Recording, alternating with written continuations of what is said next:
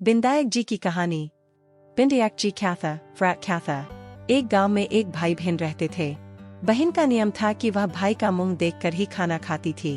बहन की दूसरे गांव में शादी कर दी गई। वह ससुराल का सारा काम खत्म करके भाई का मुंह देखने आती। रास्ते में झाड़ियां ही झाड़ियां थी। उन्हीं झाड़ियों के बीच गणेश जी की मूर्ति और तुलसी माता का हरा भरा पौधा भी था। वह रास्ते भर कहती जाती, हे भगवान, मुझे अमर सुहाग और अमर पिहरवासा देना। झाड़ियों के कारण कई बार उसके परी में कांटा भी चुभ जाता था। एक दिन उसके पैरों से खून निकल रहा था। वह भाई का मुंह देखकर भाभी के पास बैठी।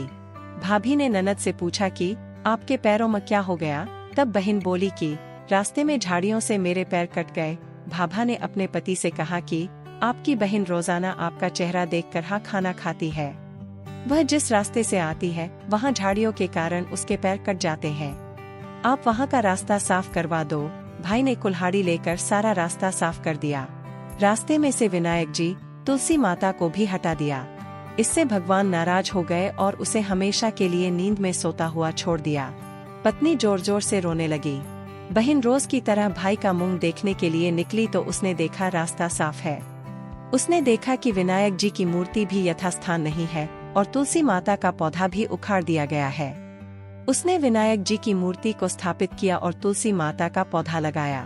वह भगवान के पैर पकड़कर बोली, हे भगवान, अमर सुहाग देना, अमर पिहरवासा देना। इतना कहकर वह आगे चलने लगी। इतने में ही आकाशवाणी हुई। भगवान ने कहा कि बेटी, खेजड़ी के पेड़ की 7 पत्तियां ले जाकर उन्हें कच्चे दूध में घोलकर तेरे भाई के छींटे मारने से उठ जाएगा। यह बात सुनकर वह दौड़ती हुई अपने भाई के घर गई। उसने देखा कि भाभी रो रही थी।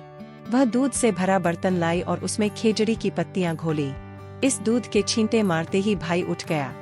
भाई ने उठते ही बहन से कहा कि इस बार तो मुझे बहुत गहरी नींद आई। बहन ने कहा कि ऐसी नींद किसी को भी नहीं आए। बहन ने भाई से कहा कि भैया, आपने रास्ता साफ किया तो विनायक जी की मूर्ति भी उखाड़ दी थी। जब मैं आई तो वापस मूर्ति की स्थापना की।